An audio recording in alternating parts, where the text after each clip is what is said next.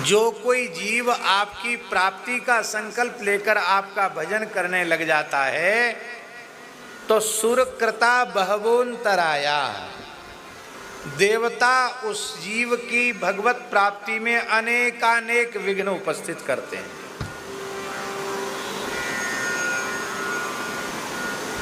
भगवत प्राप्ति के सबसे बड़े विरोधी देवता हैं, कि नहीं चाहते कि जीव को भगवत प्राप्ति हो जाए।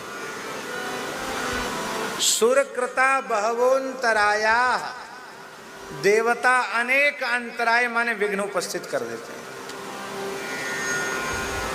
अब प्रश्न उठा कि देवता किस लिए ऐसा काम करते हैं? इतना तो नहीं करना चाहिए उनको, इतना निकृष्ट कर्म देवता क्यों करते हैं?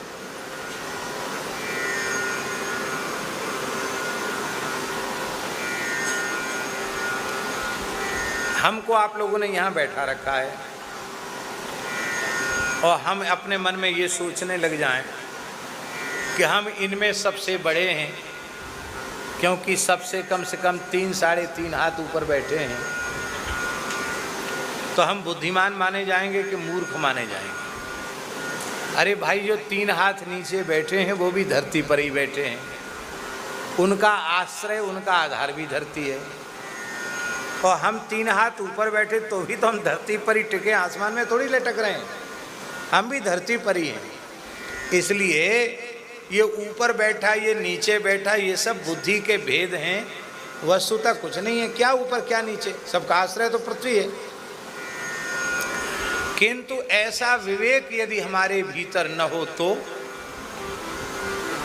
तो तब तक तो हम इनको आपको सहन करेंगे जब तक आप वहाँ बैठे हैं, और आप हमसे हमारी खोपड़ी के ऊपर बैठने के लिए तैयार हो जाएं तो हम जब अपने को ही सबसे बड़ा महामहिम मान करके बैठे हैं तो हम ये क्यों सहन करने लगे कि हमसे आगे कोई चला जाए? यही बात। देवता सोचते हैं कि हमने इतनी कठोर तपस्या किया, जप किया, यज्ञ किया, और हमने इतने बड़े बड़े व्रत अनुष्ठान किए, दान पुण्य किए, तब हम स्वर्ग तक गए, और वो भी हमारे पुण्य भोग के लिए स्वर्ग में व्यवस्था है। क्षीणे पुण्ये मर्त्यलोकम विशन्ति, पुण्य क्षीण होने पर धरती पर आना पड़ेगा। और ये जो है ना, ये जीव, ये धरती का मनुष्य भगवान की भक्ति करके भूवर लोक, फिर स्वर्ग लोक, फिर महर लोक, फिर जनलोक, फिर तपलोक, फिर सत्यलोक, और सत्यलोक का भी अतिक्रमण करके भगवान के वैकुंठ को जाना चाहता है, जहाँ जाने के बाद लौट के नहीं आना पड़ता। तो उनको भारी ईर्ष्या होती, जलन, ये बिल्कुल न जाए, बिल्कुल न जाए, वो पीछे पड़ जाते हैं। कई बार ऐसा देखने में आता है, जो प्रपंची होते हैं ना, प्रपंची जानते हैं ना, अब प्रपंची की भी परिभाषा बतानी पड़ेगी। भजन स्वाध्याय सत्संग छोड़कर जिसकी सब कामों में रुचि हो वही प्रपंची है? और सब काम जैसे तैसे कर लेता हो, पर भजन सत्संग और संकीर्तन में, साधन में जिसकी रुचि है वो प्रपंची नहीं है, वो सावधान है। तो प्रपंची की परिभाषा यही है, वो सब काम कर लेगा, भजन नहीं कर सकता, सत्संग नहीं कर सकता, कथा कीर्तन नहीं कर सकता, और सब काम में समय बर्बाद कर देगा। समय तो खूब रहता है, पर वो समय की कीमत नहीं जानता।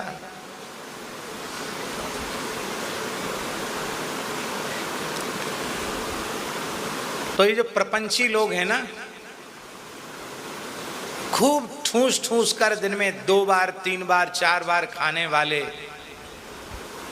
देर रात तक जगने वाले, और फिर 8 बजे 9 बजे 10 बजे तक भी सोने वाले, सूर्य की गरम गरम किरणें शरीर पर पड़े तब जगें, ऐसे लोगों के माथे में भी दर्द नहीं होता।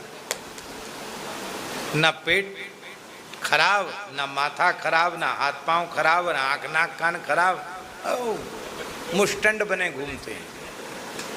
और बेचारे स्वाध्याय करने वाले लोग, तपस्या करने वाले लोग, भजन करने वाले लोग, माथा दुख रहा है, पेट में दर्द हो रहा है, कुछ नहीं तो अतिसार हो गया, कोई मोटे हो रहे हैं तो इतने मोटे, किसी को कुछ हो रहा है, किसी को कुछ हो रहा है।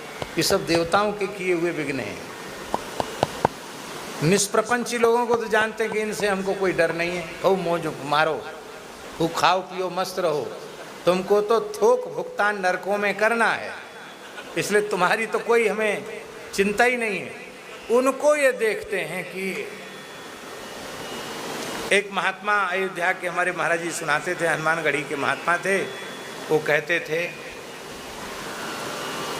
महाराज जी को कहते थे, शास्त्री जी इस शास्त्र का नाम व्याकरण नहीं रखना चाहिए। तो महाराज जी कहते क्या रखना चाहिए? बोले इसका नाम है व्याधिकरण। कहते जब तक खाली दूध पीते थे, बादाम खाते थे, डंड पेलते थे, कोई बीमारी नहीं थी। जब से आपके कहने से पढ़ने में लग गए, कभी माथा दुखता है, कभी हाथ पिराता है, कभी पाँव पिराता है, कभी पेट पिराता है, तब हमारे समझ में आए व्याकरण नहीं व्याधिकरण है। और बोले फिर व्याकरण छोड़ा तो व्याकरण तो व्याधिकरण हो गया। और बोले एक महात्मा और था, बढ़िया से पढ़ता था व्याकरण, पढ़ते पढ़ते उसकी नौकरी लग गई, घर वालों से संपर्क हुई, उसका ब्याह हो गया, तो दूसरा नाम हो गया ब्याहकरण। एक व्याधिकरण और दूसरा नाम हो गया ब्याहकरण। इसलिए महाराज हम तो दोनों को जान के हमने छोड़ दिया है। महाराज जी बोले फिर अब क्या करते हो? भजन में लग गए हो? अरे बोले फिर हमने सब काम छोड़ के माला लिया, अब और ज़्यादा परेशानी, ये तकलीफ वो तकलीफ, ये बीमारी वो बीमारी, और माला वाला भी उठा के रख दिया। अब मस्त से खूब प्रेम से पाते हैं, दो ही काम करते हैं,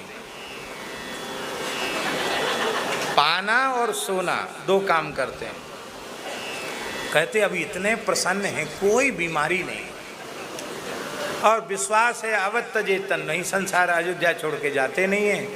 एक बार सरजू नहाए आते हैं, हनुमान जी का दर्शन कर लेते हैं, कनक भवन का दर्शन, और मस्त पड़े हुए, कोई साधन वाधन नहीं करते। यद्यपि महाराज जी कहते थे कि वो अच्छे महात्मा थे, वो तो कहते ही थे कि साधन नहीं करते, रोज सरयू स्नान करना और रोज हनुमान जी का कनक भवन का दर्शन करना क्या कमती बात है क्या? पर महात्माओं की बात है। इसका आशय यह है कि भगवत प्राप्ति के पथ पर चलने वालों के जीवन में चाहे जितने विघ्न आवें, जितने विघ्न आवें, उनका उत्साह उतना बढ़ना चाहिए, उनको कभी अपना उत्साह कम करना नहीं चाहिए।